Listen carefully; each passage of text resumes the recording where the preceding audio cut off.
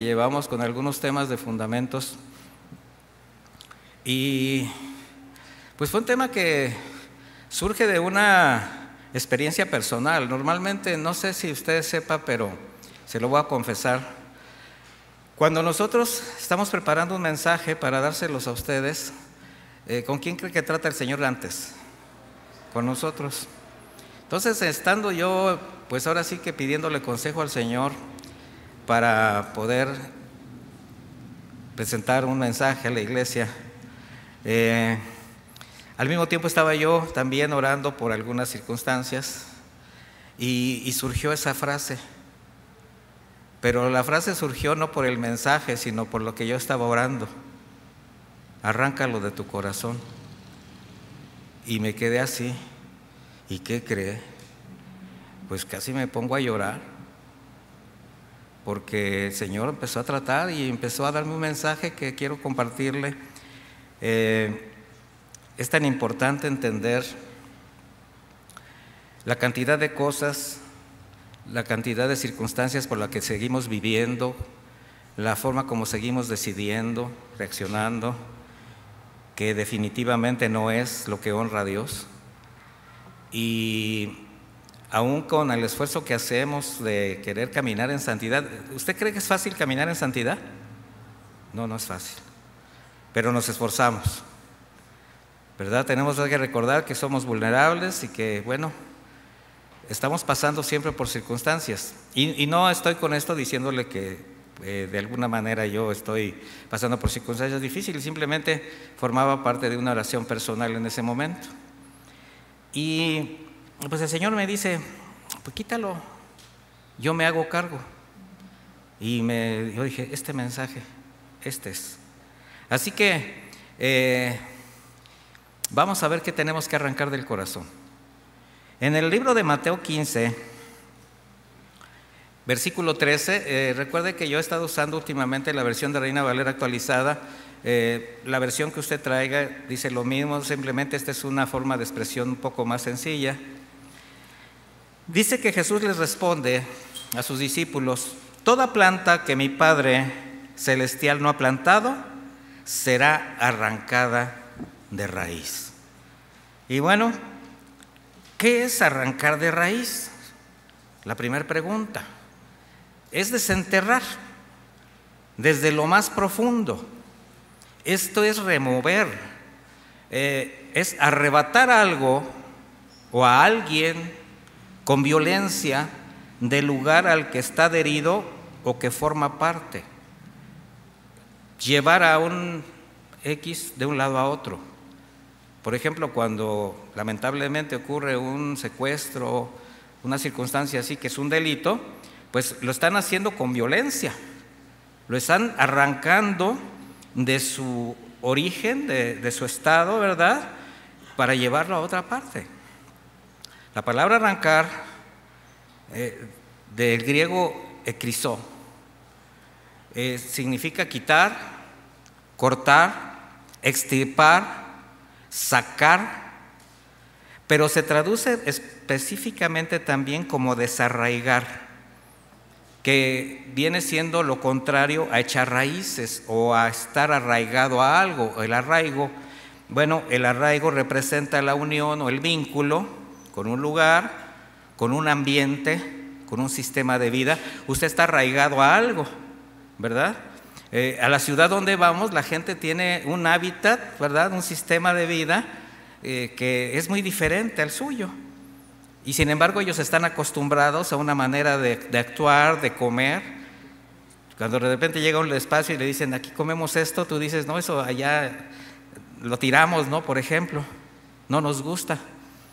En una ocasión me tocó estar por la zona de Cuautla en una misión y allá por la zona de Morelos, y había muchos árboles de carambolo, pero plantados en la calle. Y sí sabe que el carambolo es caro, sí sabe lo que es el carambolo. Allá se lo dan a las vacas. Sí, porque hay mucho. Entonces, cuando yo vi los carambolos y que ni los conocía todavía, esto ya tiene como unos 20 años que andaba yo por allá, y es eso, ¿no? Y me da uno, el pastor que me había invitado a predicar, Y le digo, ¿y esto cómo se come? Y agarra y le da una mordida. Y yo dije, bueno, pues se la doy. Pero así es como uno está acostumbrado a ciertas cosas. Eso es el arraigo, ¿verdad? Ese concepto de arraigo, pues lo podemos ver en la imagen de un árbol firmemente enraizado en la tierra. Cuando un árbol crea raíces, mis hermanos, y usted lo quiere desarraigar y no quiere que vuelva a crecer, lo tiene que sacar ¿desde dónde? Desde la raíz. De lo contrario, con poquito que se quede, al ratito ya está otra vez floreciendo y hasta más bonito, porque como que lo podó, ¿verdad? Entonces, el desarraigo constituye la pérdida de esa unión, de esa adhesión. Y en la Escritura, desarraigar se relaciona principalmente con la destrucción o el exterminio, digámosle así, la erradicación de aquello que obstaculice nuestra relación con Dios o que estorbe nuestro crecimiento espiritual. Por tanto, como cristianos, desarraigar, independiente del contexto en que se use, es la decisión de romper con vínculos relacionados con nuestro entorno. Fíjese lo que estoy diciendo.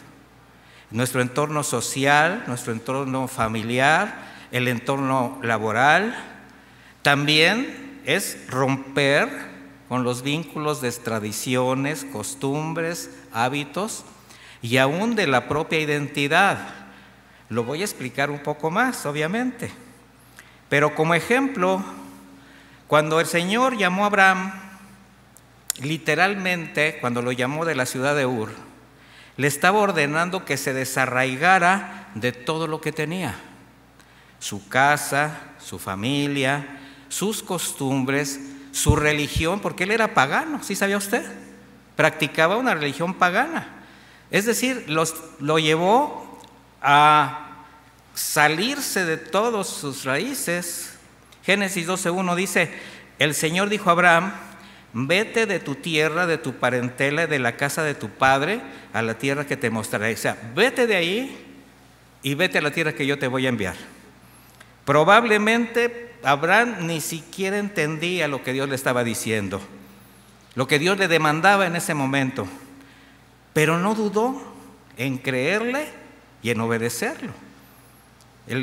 Su obediencia, su fe en el Señor le contó como justicia, si recuerdan eso, ¿verdad? Bueno, ¿cuántos, ya viniéndonos a nuestra generación, cuántos están convencidos que al ser alcanzados por Cristo, fuimos desarraigados de lo que llegó a formar parte importante de nuestra vida? ¿Sí o no? Ser arrebatados, ¿verdad?, del lugar, del sistema de vida, del estado original en el que estábamos. Es decir, cuando el Señor a través de su evangelio llegó a nuestra vida, con el reconocimiento de pecado, con nuestro arrepentimiento, bueno, por su gracia y misericordia que alcanzamos la salvación. Con el nuevo nacimiento, espiritualmente fuimos arrancados del mundo como un árbol para ser ¿qué? Injertados a la vid verdadera.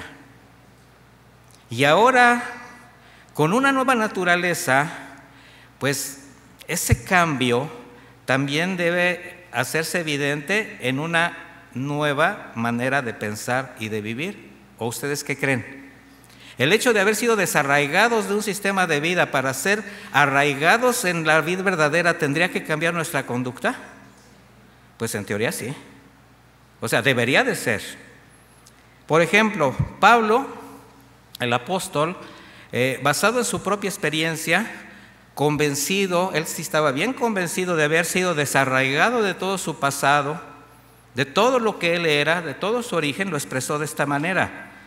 Filipenses 3:7 dice, pero todo lo que para mí era ganancia, mire, si analizamos bien estas palabras, esto lo hemos leído muchas veces de corridito. Pero dice Pablo, todo lo que para mí era ganancia, y estamos hablando de todo un sistema de vida, muchas cosas favorables para él, eran ganancia. ¿Cuántas cosas eran favorables para nosotros cuando no conocíamos al Señor. Pues eran tan favorables que así vivíamos, ¿sí o no? Pero dice, yo lo he estimado como pérdida por amor de Cristo.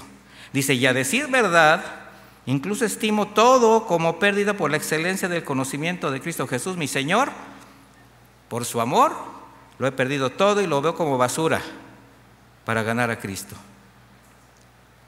Yo más o menos me imaginé dentro de todo lo que estaba estudiando, y dije, así como si en el momento que Ananías, ¿se acuerda de Ananías que fue enviado a ver a Saulo de Tarso?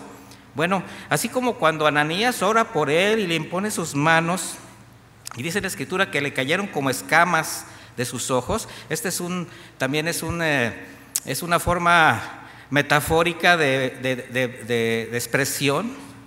Pues al mismo tiempo, en ese momento, con las escamas, ¿verdad? Su tiempo pasado, todo su pasado, todo su entorno familiar, social y religioso, es como si fuese arrancado de su corazón cuando descubrió su nueva vida en Cristo Jesús. Ahora, ¿será que para nosotros debió ser igual en el momento que conocimos al Señor? Contésteme. Contésteme para que se embarque en la siguiente pregunta. Espiritualmente sí, mis hermanos. ¿Sabe por qué? Porque recibimos el mismo espíritu que recibió Pablo, no uno diferente. Sin embargo, la realidad es otra. ¿Cuándo? Cuando se conservan raíces que ya debían haber sido arrancadas desde lo más profundo de nuestro ser. Cuando decidimos dejar algo ahí. Y este corte, este desarraigo profundo, solamente va a ser posible, primero, mis hermanos, con el reconocimiento de la gracia que nos redimió. O sea, entender el costo de nuestra salvación. No fue cualquier cosa, mis hermanos, le costó la vida a nuestro Señor Jesucristo. Segundo, la docilidad a la santificación del Espíritu Santo. Ese trabajo que hace continuamente en nuestra vida para llevarnos de la mano a caminar bajo la voluntad de Dios. Y tercero, la decisión de ceder nuestra voluntad a quien nos rescató de la condenación eterna. Si nosotros no reconocemos esto, va a ser muy difícil desarraigar muchas cosas que aún están ahí. Y empiece usted a pensar que está ahí, que tiene que desarraigar. Porque lo contrario solo llevará al alejamiento de la verdad. ¿Por qué? Porque nos engañamos. O a profesar una débil fe arraigada en la religiosidad, esa religiosidad que permite a la persona justificar todo aquello que no está dispuesto a arrancar de su corazón. ¿Y sabe qué? Esto lo lleva a transitar por un camino que puede comprometer su destino eterno. Esto es muy peligroso. Juan Bautista así se lo expresó a los religiosos que confiaban en sus recursos, en sus obras, para según ellos agradar a Dios. Vaya conmigo a Mateo 3:10.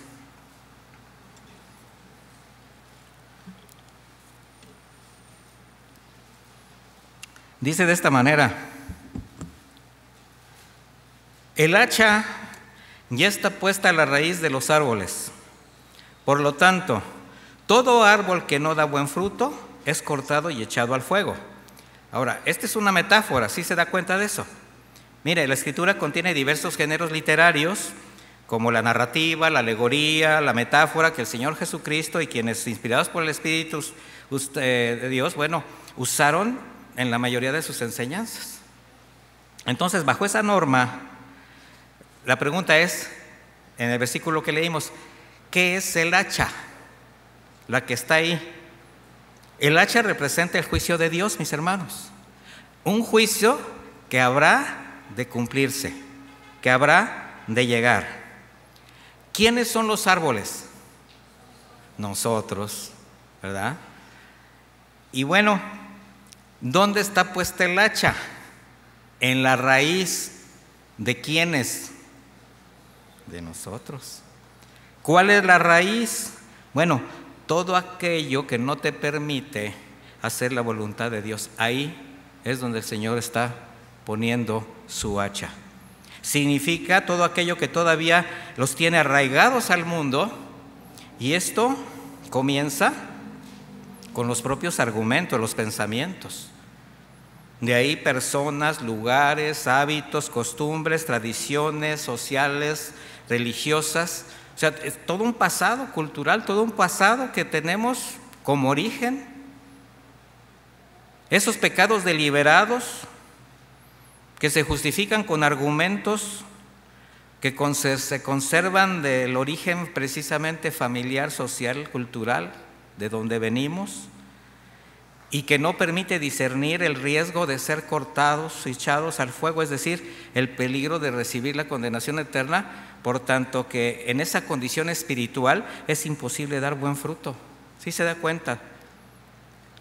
O sea, no se puede dar buen fruto si no estamos dentro de la voluntad del Señor, mis hermanos. Entonces será importante arrancar del corazón todo lo que nos pueda alejar de la gracia de Dios. ¿Qué cree?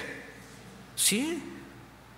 Sin embargo, el verdadero problema del hombre en general es que al vivir conforme a la carne, o sea, bajo el influjo de sus pasiones desordenadas, aunque se diga cristiano, ¿un cristiano puede vivir desordenadamente? Sí. Bueno, alguien así, que todavía está bajo ese influjo, no puede reconocer ni discernir el peligro de seguir esos mismos patrones de vida, los que no ha desarraigado. Se lo voy a mostrar con la Escritura, porque luego dicen por ahí en algunas doctrinas, no, es que los cristianos ya no pecamos, ya somos gente buena. No, mis hermanos, siempre lo repetiré, los cristianos no somos gente buena, somos pecadores perdonados. Punto. Romanos 8:5, vamos para allá.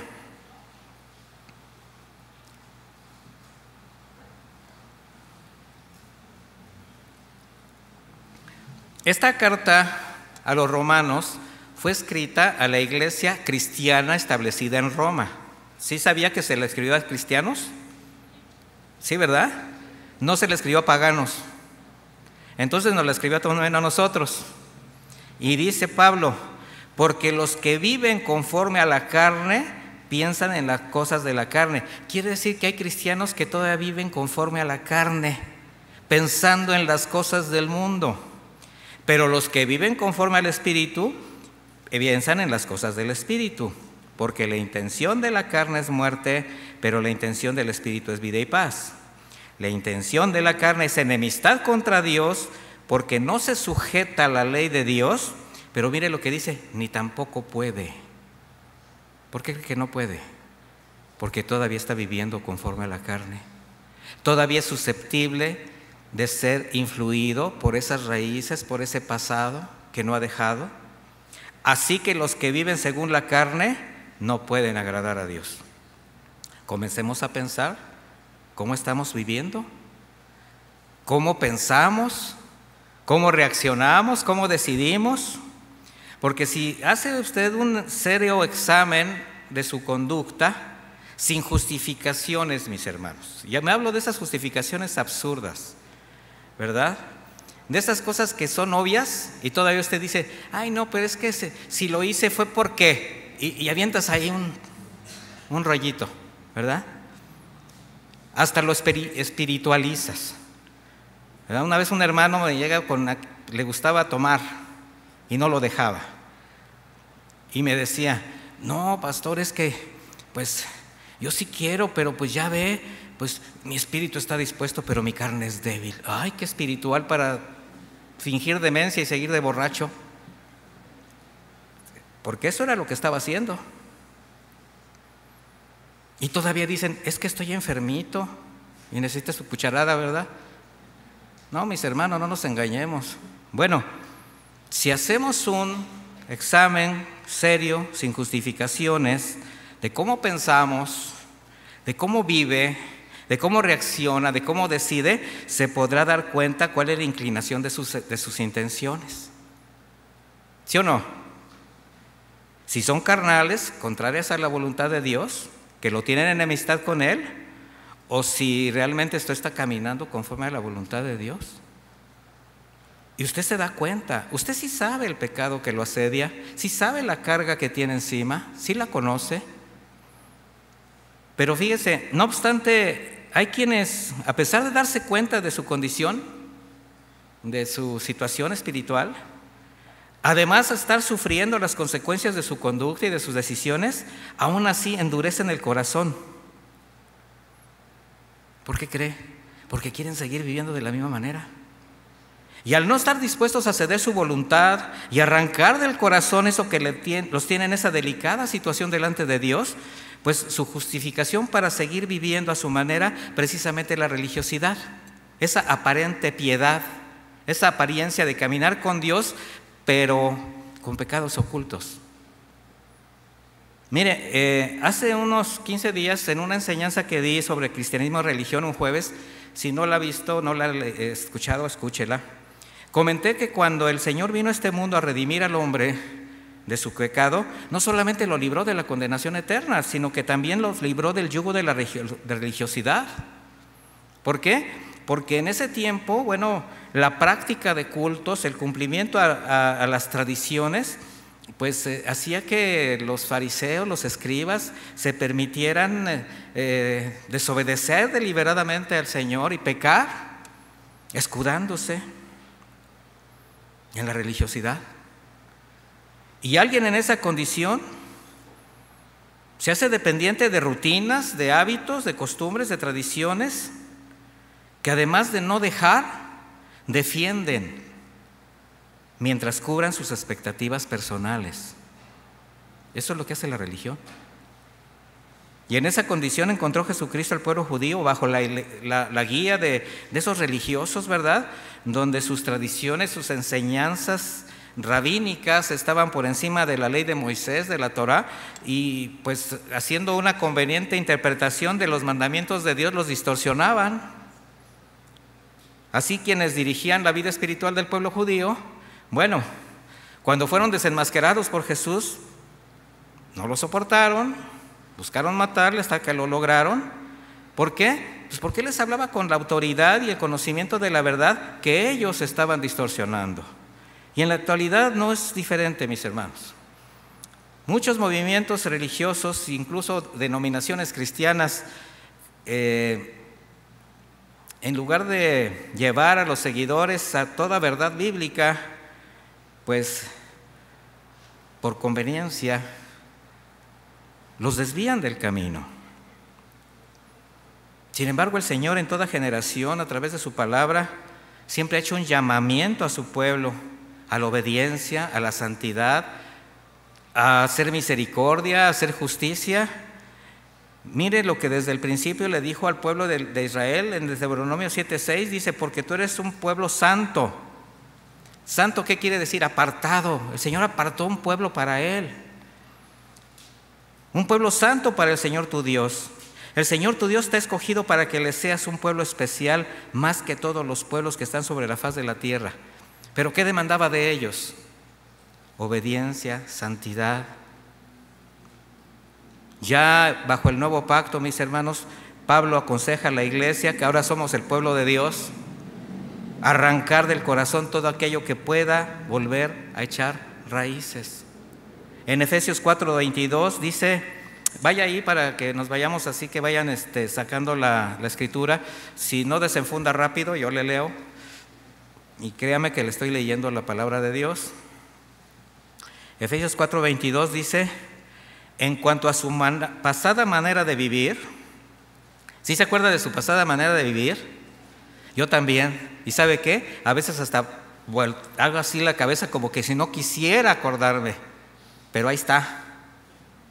No para condenarme, para acordarme desde dónde me trajo. Y eso es lo que el Señor hace, mis hermanos. No nos condena, pero también no nos hace que nos olvidemos. En cuanto a su manera pasada de vivir, despójense.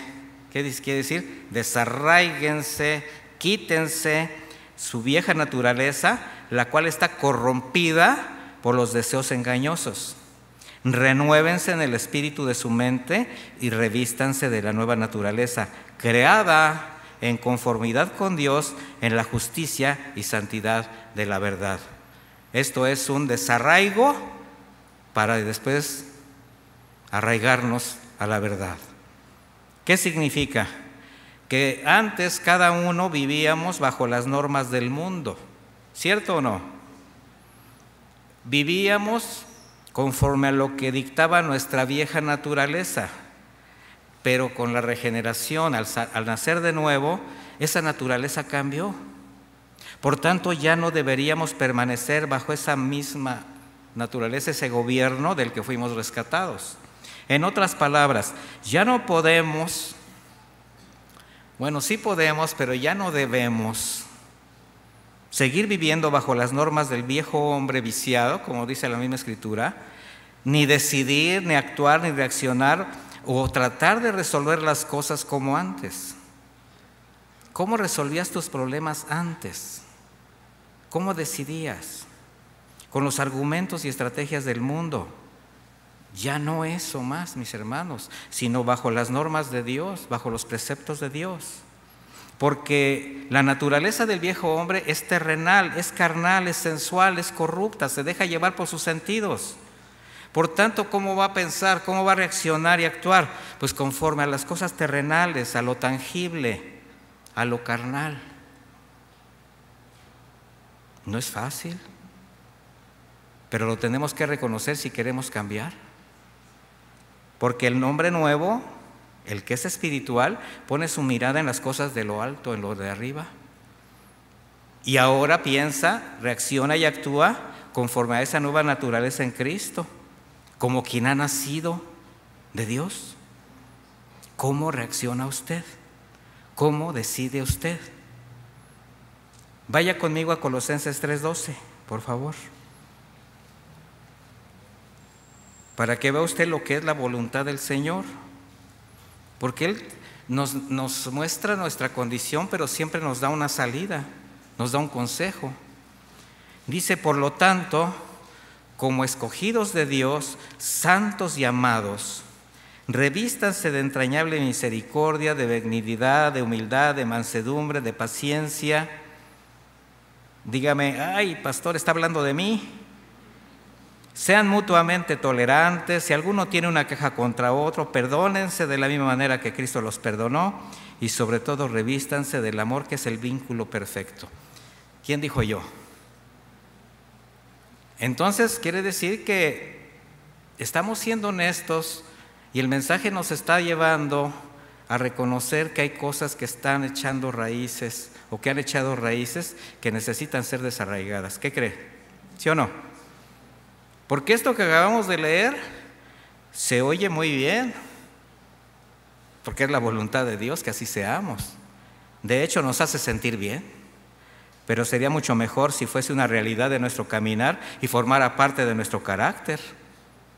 ¿Y sabe cómo va a ser posible esto?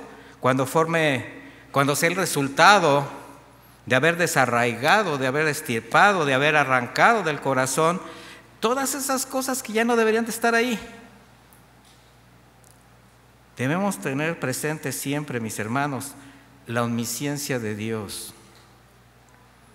y que Él no puede ser burlado, porque Él sí sabe lo que está pasando en tu corazón. Él conoce tus pensamientos, Él conoce la palabra que vas a expresar aunque todavía no la digas. Entonces, tampoco podemos olvidar la facilidad como el corazón nos puede engañar.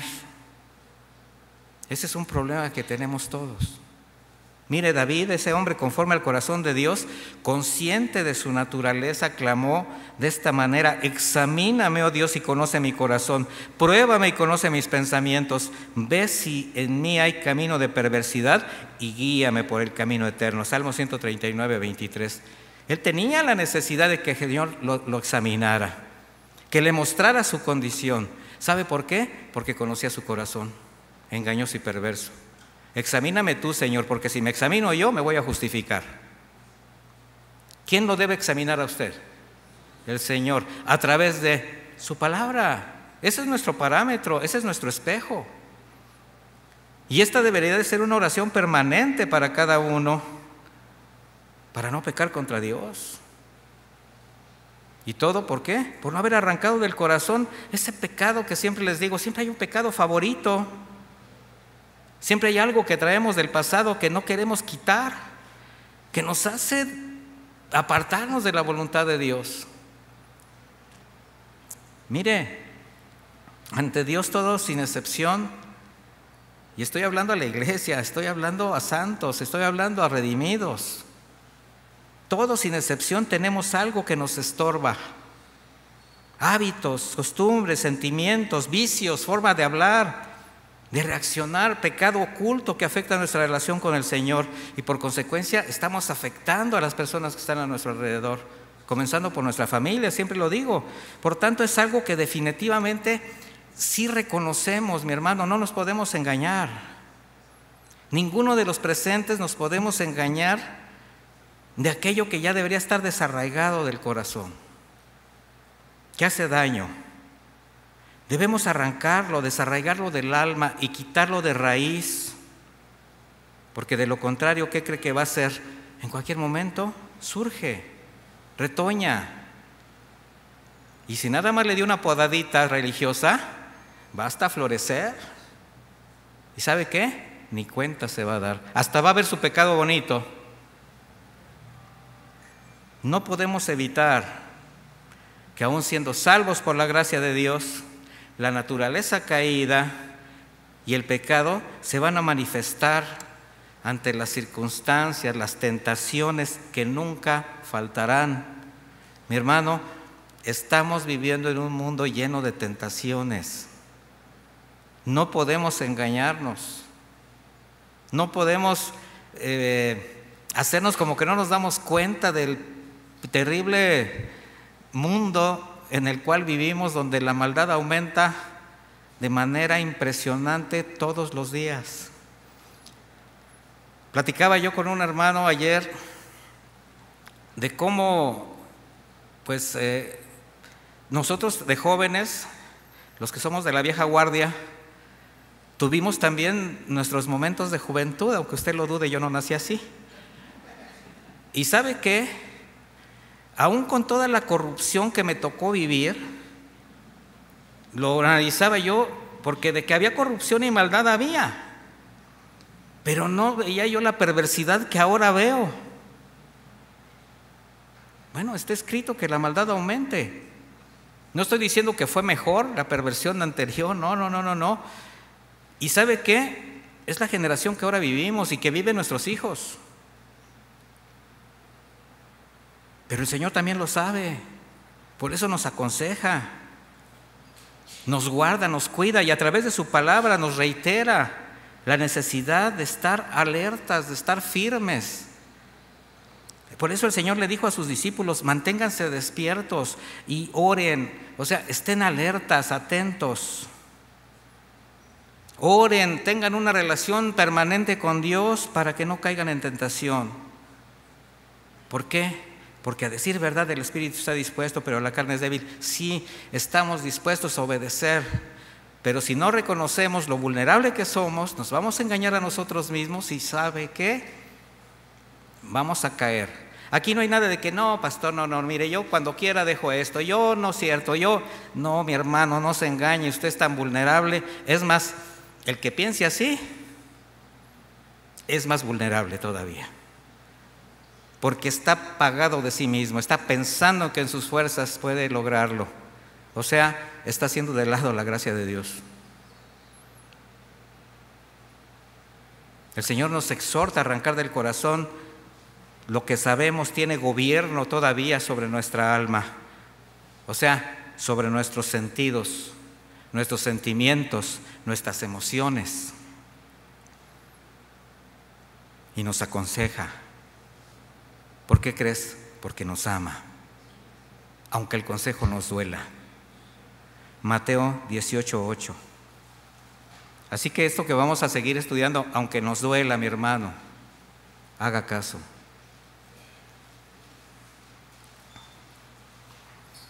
Mateo 18, a partir del versículo 8. Por tanto, si tu mano o tu pie te llevan a pecar, córtatelos y deséchalos. Es mejor que entres en la vida cojo, manco, y que no tengas las dos manos y los dos pies, si has echado al fuego eterno. Si tu ojo te hace pecar, sácatelo y deséchalo. Es mejor que entres en la vida con un solo ojo y no que tengas los 2 ojos y seas echado en el infierno de fuego. Es evidente que Jesús está usando un lenguaje metafórico. De lo contrario, ¿qué quedaría de nuestro cuerpo si tuviéramos que cortar cada vez que hacemos algo malo? Como una bolita, ¿verdad? Sin pies, sin manos, sin ojos, sin lengua, o sea, no sé qué seríamos. Mire, de lo que el Señor está hablando es de un corte espiritual, de un corte moral, por el reconocimiento de la falta. Y este tiene que ser radical. O sea, no puede ser un corte sencillo, no es una podada, no es una limpieza, no es una barnizada para que se vea bien, no, mi hermano. ¿Y sabe dónde comienza? Con la manera de pensar. Quitando todo argumento que te trate o te lleve a justificar ese pecado, ese mal hábito, ese vicio que está comprometiendo tu integridad delante de Dios. Esa integridad que el Señor demanda a todos sus hijos. Y por eso dice, por tanto, si tu mano o tu pie te llevan a pecar, córtatelos y deséchalos. ¿Cómo es que tu mano te lleva a pecar? Mi hermano, con ella puedes robar, puedes ofender, señas obscenas, puedes amenazar, me la pagas, vas a ver, tú puedes señalar, puedes ser fácil de enjuiciar. Ya todos están haciéndole así. Puedes golpear. Y peor te la cuento si se te ocurre golpear a tu esposa. No sabes el problema que te estás metiendo, tanto aquí como allá.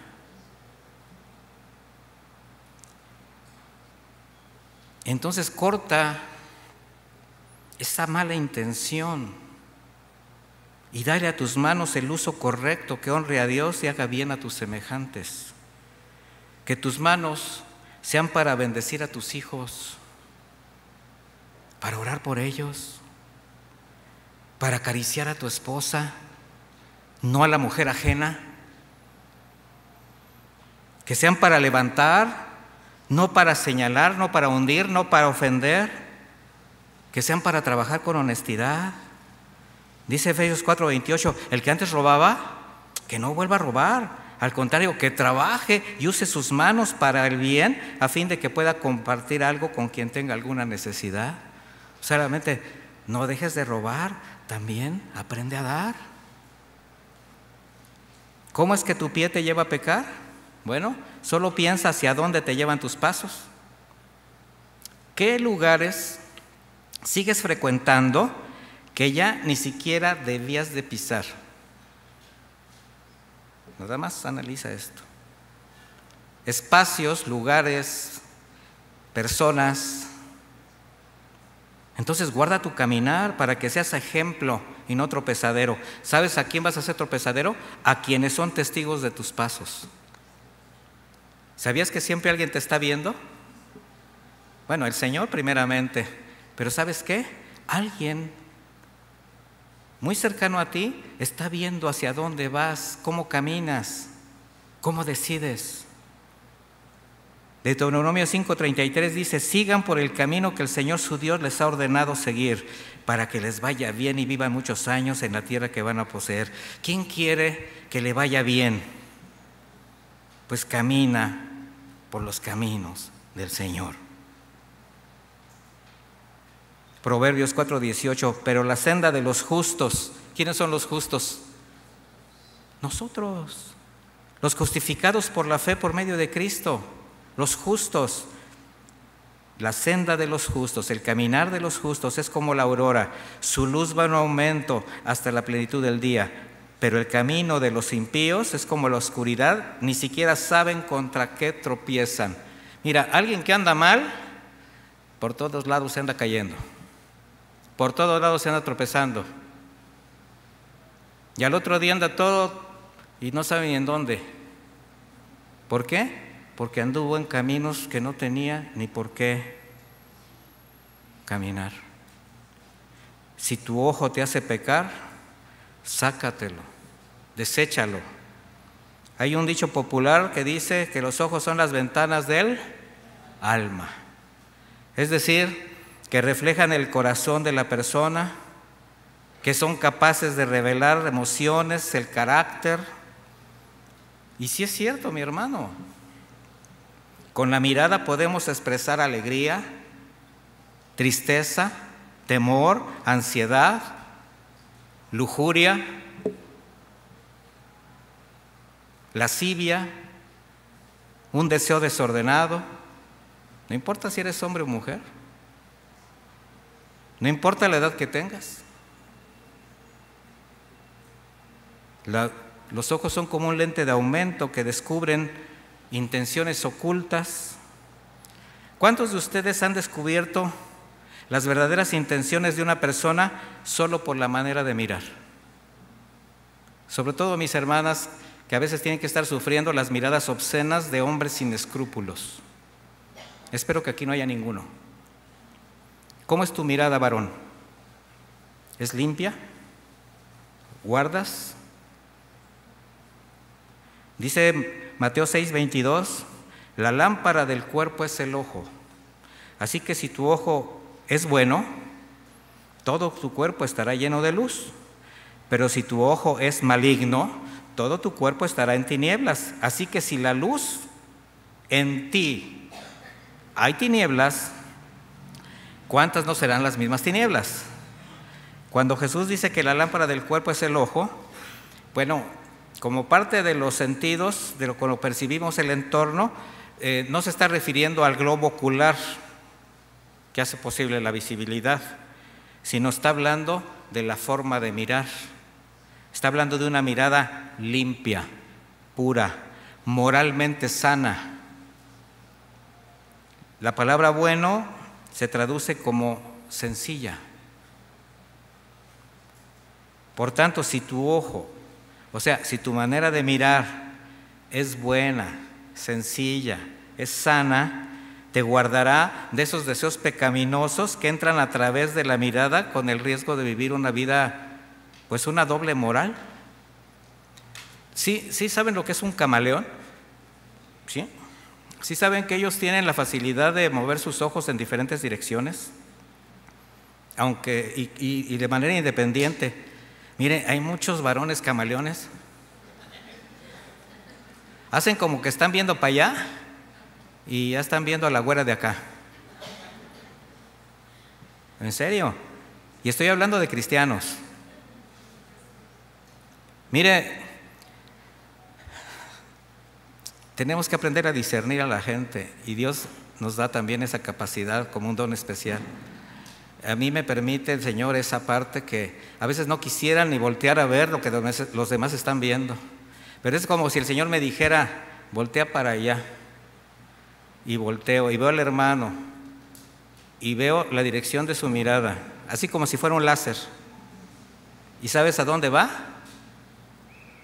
O estoy platicando con alguien y está como viéndome a mí y están pasando y así, mueven los ojitos como camaleón. La palabra bueno, acuérdense, si tu mirada es buena, ¿verdad? También se traduce como recto. Entonces, tenemos que entender que hay miradas que son naturales, que son inevitables, pero también hay miradas deliberadas, cargadas de un alto grado de lascivia, que pueden ser evitadas si la fuente es buena. El apóstol Juan, en 1 de Juan 2:15, habla de esta manera al respecto.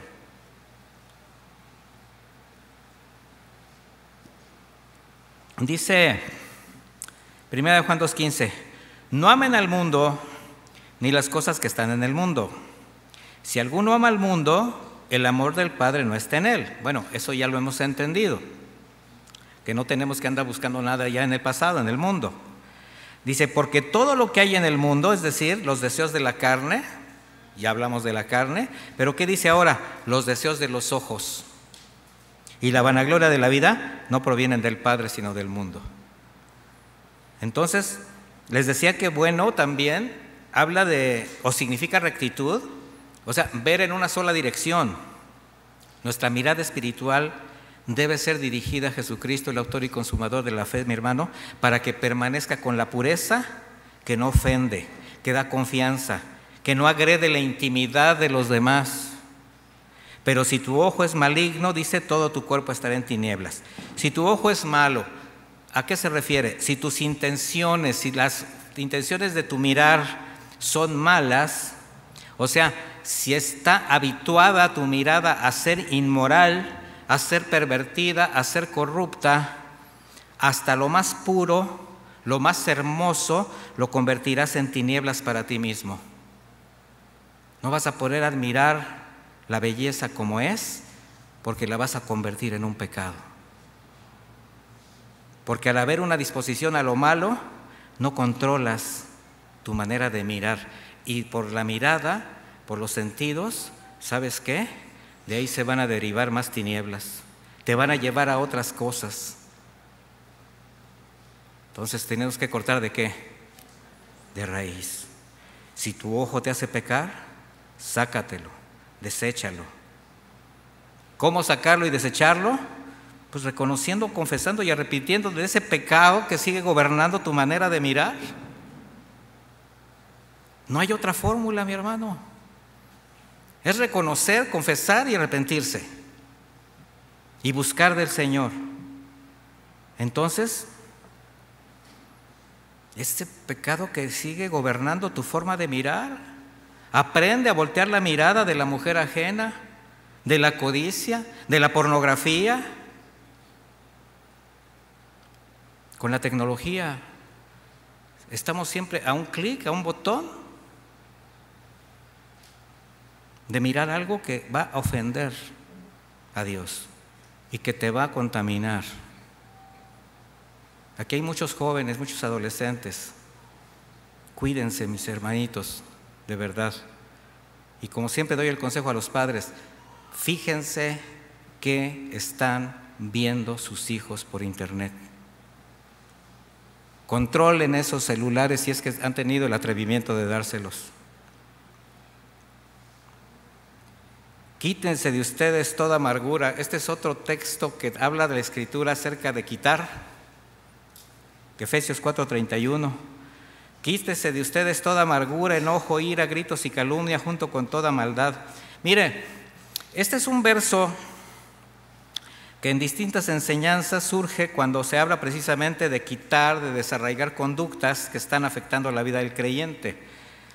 Y algunos hasta podrían decir, pastor, sí, ese pasaje ya nos lo ha dicho en muchas ocasiones. Y sí, lo tengo que tocar comúnmente cuando hablo de este tema.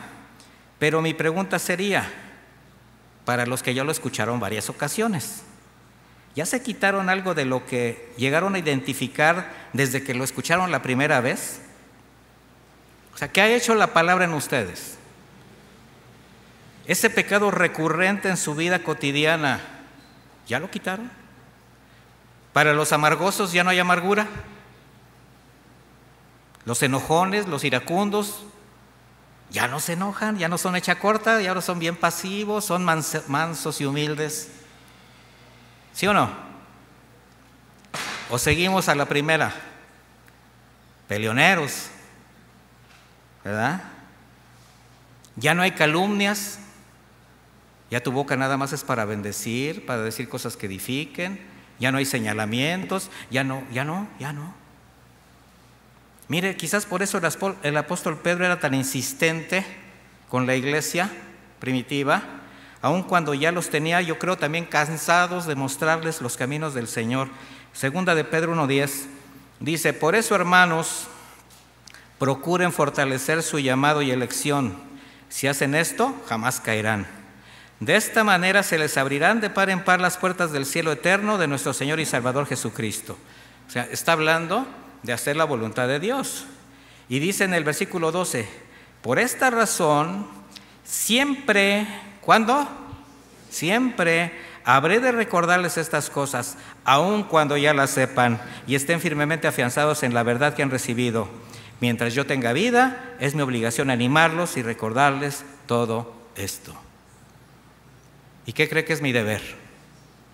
Lo mismo. así que no dejaré de decirles lo mismo. Hubo por ahí en una ocasión un hermano que pues después ya estaba sirviendo al Señor. Me tocó formarlo como pastor, y cuando todavía no lo era, una de las cosas que me reclamaba constantemente, pero me lo reclamaba de manera casi violenta: ¿sabe qué, pastor? Ya estoy harto de que siempre hable de santidad. Le digo, ¿en serio? Le digo, porque el Señor es santo, no sé qué vas a hacer con Dios. Yo no dejaré de hablar de santidad.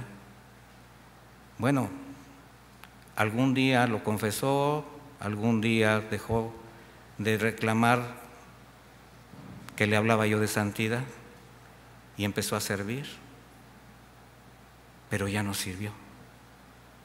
Algo pasó, ¿verdad? O algo no pasó. Entonces, de toda cosa guardada, mis hermanos, guarda tu corazón y cuida lo que atesoras en él, porque si lo malo echa raíces en él, será difícil de arrancar, y algún día se va a hacer evidente para hacerte caer, o simplemente vas a tener que pagar las consecuencias de tus decisiones. Por eso, en cuanto a quitar lo que estorba, voy a tocar este último pasaje, mis hermanos, que va dirigido específicamente a la familia, a los varones, a los padres, por ese deber que tenemos, esa responsabilidad de guiar a nuestra familia, y porque no solamente va de por medio nuestra relación con Dios, sino también va de por medio la vida de nuestros seres amados. ¿Recuerdan ustedes a Lot? ¿Sí saben quién es Lot? ¿Y su familia? ¿Su esposa, sus 2 hijas? ¿Sí se acuerdan? Bueno, conocemos la historia de Abraham y Lot, cómo salieron juntos de Ur, fueron prosperados por el Señor. A causa de esa prosperidad se tuvieron que separar, ¿sí se acuerdan? Lo estamos llevando rápido. Abraham dice a Lot, le da la oportunidad de elegir la tierra, y pues Lot miraba a su entorno y decidió por las llanuras del Jordán. Estamos hablando del río, lo que estaba, donde estaba ubicado el río Jordán. Génesis 13:11 dice, Lot eligió para sí toda la llanura del Jordán, y partió Lot hacia el oriente, así se separaron el uno del otro. Abraham habitó en la tierra de Canaán, y Lot habitó en las ciudades de la llanura, y fue instalando sus tierras hasta Sodoma. ¿Hasta dónde llegó? ¿Qué cree que lo llevó hasta allá? La codicia. La llanura estaba preciosa, los negocios estaban impresionantes, y llegó hasta Sodoma. Y dice que los hombres de Sodoma eran malos y muy pecadores contra el Señor. Primer error: Lot se dejó llevar por su codicia, por su mirada, por sus ojos. Miró lo vasto de la llanura. No le importaba tanto la vida espiritual de su familia, sino cómo seguir prosperando. De manera que llegó con su familia hasta Sodoma. ¿Usted cree que él no sabía cómo vivían en Sodoma? Un lugar de gente mala, aborrecida por el Señor. Bueno, llegó el tiempo de hacer justicia de parte de Dios. Hace rato decía yo que los juicios de Dios siempre que se cumplen, así como sus promesas, ¿verdad? También siempre se cumplen. Por la intercesión de Abraham, ¿se acuerda? El Señor extiende su misericordia a Lot, dándole la oportunidad a él y a su familia de escapar de la destrucción. ¿Sí se acuerda de ese pasaje? Si aún hubiera 50, Señor, y si hubiera 20, y si hubiera 10, y si hubiera 1. Bueno, pero para Lot no resultó así. A causa de su decisión de llevar a su familia, esposa y 2 hijas, puras damas, puras mujercitas, a un lugar donde fueron contaminadas con la inmoralidad que reinaba en esa ciudad, pues ¿qué cree? Su corazón echó raíces que trajeron graves consecuencias a la vida de estas 3 mujeres. cuando llegaron aquellos mensajeros de parte de Dios a avisarle a Lot que tenía que salir, bueno, en Génesis 19:12 dice, aquellos hombres dijeron a Lot, ¿tienes aquí alguien más? Yernos, hijos, hijas, cualquiera que tengas en la ciudad, sácalos de este lugar, porque vamos a destruir este lugar por cuanto el clamor de ellos ha llegado a ser grande delante de Dios. Por eso el Señor nos ha enviado para destruirlo. Así de simple. El juicio estaba por llegar. Entonces salió Lot y habló con sus yernos, los que habían de casarse con sus hijas, y les dijo, levántense, salgan de este lugar porque el Señor va a destruir la ciudad. Pero sus yernos les pareció que bromeaba. Lo tomaron a broma, se burlaron de él. Al rayar el alba, los ángeles apremiaban a Lot diciéndole, levántate, toma tu mujer y tus 2 hijas que están aquí para que no seas destruido con el castigo de la ciudad. Cuando se detenía, los hombres tomaron su mano, la mano de su mujer y las manos de sus 2 hijas por la misericordia del Señor para con él. Fíjense, los mismos ángeles los estuvieron sacando, los estuvieron jalando, ¿verdad? Y los sacaron y los pusieron fuera de la ciudad. Después de haberlos sacado fuera, le dijeron, escapa por tu vida, no mires atrás ni te detengas en toda esta llanura, escapa a la montaña, no sea que perezcas. Bueno, vemos cómo, aunque Lot afligía el alma, como dice el apóstol Pedro, pues deseaba corregir algo, obedeciendo a los mensajeros del Señor. Pero ¿sabe qué? Sus decisiones, las decisiones que había tomado, la manera como él había permitido, pues le quitaron toda credibilidad. Por eso sus yernos no le creyeron. Y cuando Lot salió con su esposa y sus 2 hijas, bueno, ella no acató la orden de no voltear y al hacerlo quedó convertida en una estatua de sal. Ahora, posteriormente vemos cómo sus hijas, que a la hora de hacer el equipaje, ¿qué cree que llevaban entre sus ropas? Vino. Pudieron haber llevado otras cosas, pero llevaban vino. Bueno, confabularon un plan para emborracharlo y concebir de su propio padre. Mire, esta lamentable historia nos indica que el estilo de ese lugar había echado raíces en el corazón de su familia. Pero también nos indica que ese era un lugar que nunca debieron pisar. Si Lot hubiera actuado con la sabiduría y la prudencia y el cuidado para con su propia familia, ¿será que tenemos nosotros que cuidar el caminar y los lugares que permitimos a nuestra familia, a nuestros hijos, a nuestra esposa? ¿Tendremos que cuidar qué amistades, qué personas frecuentan su vida? Mire, porque si su esposa volteó, fue porque su corazón pertenecía a ese lugar. O sea, su voltear fue porque algo la retenía. Y si para sus hijas llevar vino y usarlo para cometer un incesto sin que les causara ningún remordimiento, fue porque su corazón y pensamientos eran como la gente con la que convivían. Hay un sabio refrán que dice, dime con quién andas y te diré quién eres. Pero la Escritura lo expresa mucho mejor, este pensamiento. Primera de Corintios 15:33.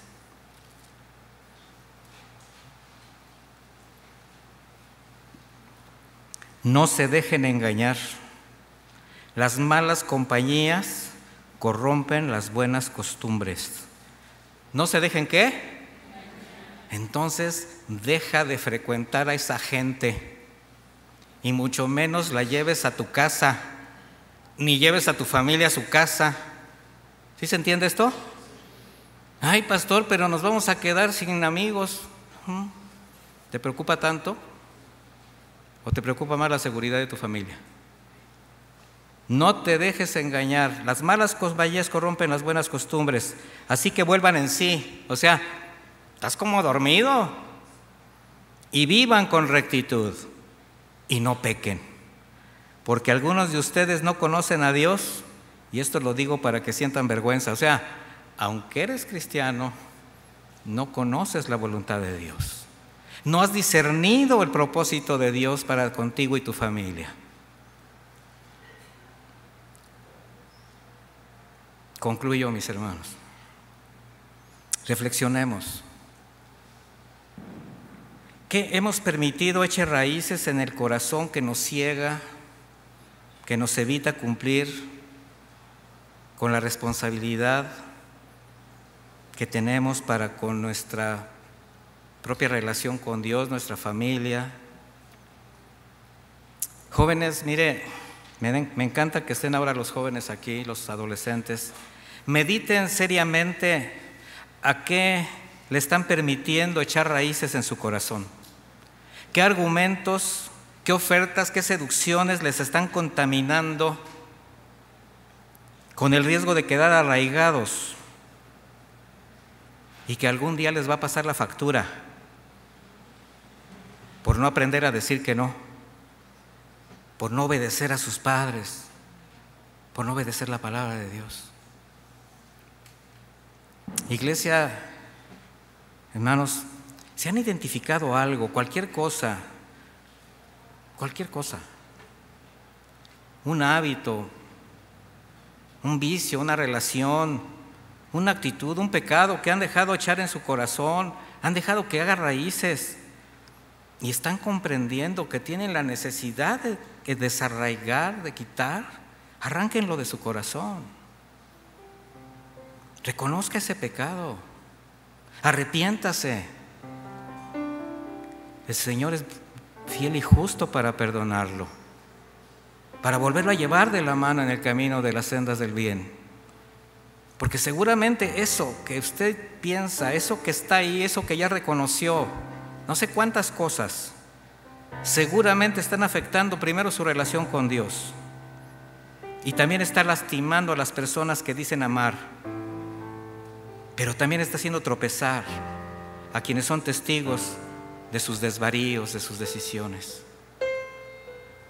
Porque dices que eres cristiano, porque dices que amas a Dios, pero no vives como tal. Desarraigar, quitar raíces, para mejor ser como un árbol plantado junto a corrientes de aguas que dan fruto a su tiempo, que su hoja no cae y todo lo que hace prosperar. ¿En dónde quieres estar enraizado? Termino con estas palabras de nuestro Señor. En Lucas 6:45, el hombre bueno, o sea, el hombre recto, el hombre íntegro, del buen corazón, tesoro de su corazón saca lo bueno. ¿Qué es lo bueno que puede haber en el corazón? Lo que tú mismo atesores ahí. Y el hombre recto, el hombre sobrio, atesora la palabra de Dios, atesora lo que el Señor pone en su corazón. Y de ahí, mi hermano, vas a sacar. Pero el hombre malo, del mal tesoro de su corazón, o sea, de lo que atesora, de lo malo que tiene ahí, saca lo malo. Porque es lo que Él ha permitido que el mundo eche raíces. Porque de la abundancia del corazón habla la boca. ¿De qué hablas más? ¿Qué es lo que llena tus sentidos? ¿Qué es lo que llena tus pensamientos? ¿Qué es lo que llena tus planes y tus expectativas? De lo que abunda en tu corazón. Les voy a pedir que me acompañen a hacer una oración. Si se ponen de pie, por favor.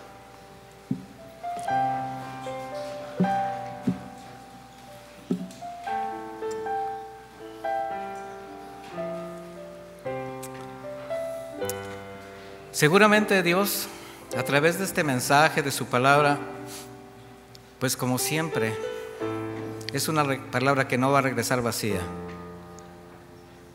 Y no podemos engañarnos, que nos ha mostrado condiciones, nos ha mostrado situaciones, nos ha mostrado esas cosas que quizás tengan una raíz ya muy profunda Otras que ustedes apenas están permitiendo que tomen un lugar ahí en su corazón. Bueno, todo lo que no provenga del Padre tiene que ser sacado de raíz. Así que, mis hermanos, la decisión es de ustedes. Yo no dejaré de recordarles estas palabras, pero la decisión de obedecerlas les pertenece a cada uno. Bendito Padre, te damos gracias por tu palabra. Te damos gracias porque sigues siendo tan hermoso, tan generoso, tan misericordioso, por ese cuidado que tienes de nosotros, de mostrarnos nuestra realidad, de mostrarnos el terreno tan peligroso que en ocasiones, por nuestra obstinación, por nuestra dureza de corazón, por no ceder nuestra voluntad, estamos hasta pagando consecuencias. Pero aquí estás tú, Señor, hablándonos a lo más profundo de nuestro corazón, para sacar lo malo. Tu espada, Señor, abriendo de par en par, sacando a la luz las verdaderas intenciones del corazón, partiendo el alma. Y te agradecemos por ello, Señor. Qué mejor manera para nosotros de ser santificados a través de tu palabra, Señor. Así que gracias, y sigue abonando el mensaje en el corazón de tu iglesia, Señor, para que cada uno siga meditando y tomar decisiones sabias. La decisión de arrancar del corazón lo que te ofende y lo que le lastima a cada uno. Muchísimas gracias, Padre, en el bendito nombre de Jesús. Amén. Que Dios los acompañe, mis hermanos.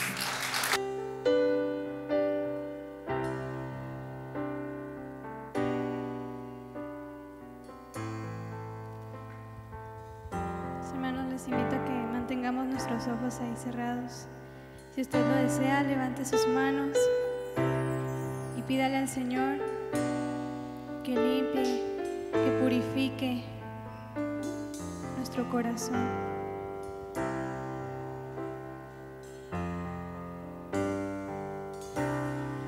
Di que lo sabes todo de mí, nada quiero ocultarte, eres todo para mí.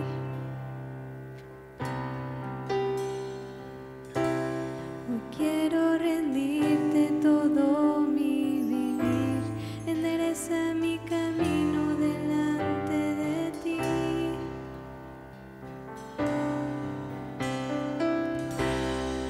Quiero pedirte que pongas tu mano donde nadie más me puede tocar, y rendido a ti te quiero adorar, gobierna en mi voluntad. Tócame tan profundo que no pueda ser el mismo jamás. Háblame tan profundo que mi alma sepa tu voz escuchar. Tócame tan profundo que no pueda ser el mismo jamás. Háblame tan profundo que mi alma sepa tu voz escuchar, y en la intimidad de esta profunda comunión, enséñame a conocer tu corazón. Gracias, Señor. Háblanos, Padre. Toca nuestro corazón, esa área que aún no te entregamos. El día de hoy te la entregamos, Padre. Que toda nuestra vida sea para ti, Señor.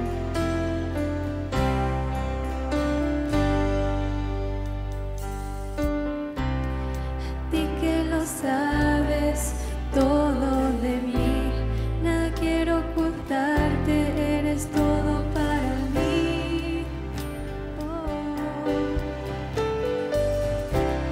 Hoy quiero rendirte todo mi vivir, endereza mi camino delante de ti. Quiero pedirte, Señor.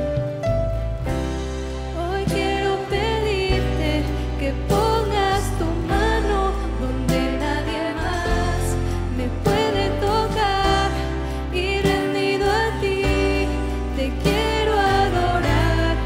Gobierna en mi voluntad. Tócame tan profundo que no pueda ser el mismo jamás. Háblame tan profundo que mi alma sepa tu voz escuchar. Tócame tan profundo que no pueda ser el mismo jamás. Háblame tan profundo que mi alma sepa tu voz escuchar, y en la intimidad de esta profunda comunión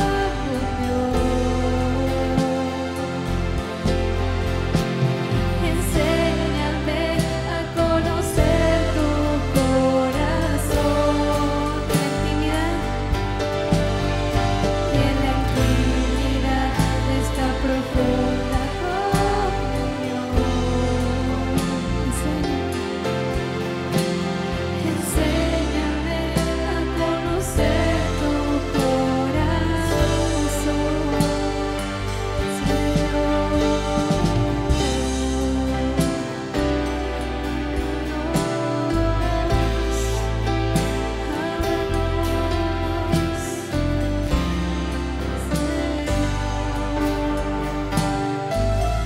No seamos los mismos,